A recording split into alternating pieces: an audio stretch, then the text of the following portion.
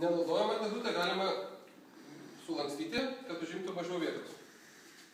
Tai nuimam dantį, pakabiname ant specialiai skirtų esančių kabliukų. Čia yra irgi skylutės. Taip. Tada pakeliam rankenas. Čia yra tokie specialūs mygtukai.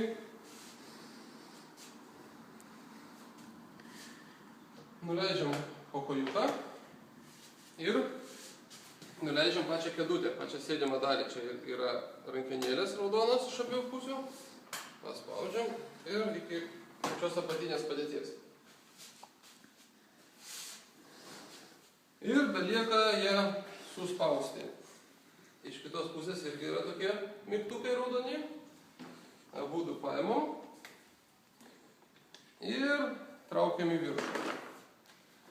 Kėdutė susispaudžia, užima mažiau vietos. Dar kad nenuvažiuotų, panaudojam stabdžius ratukų.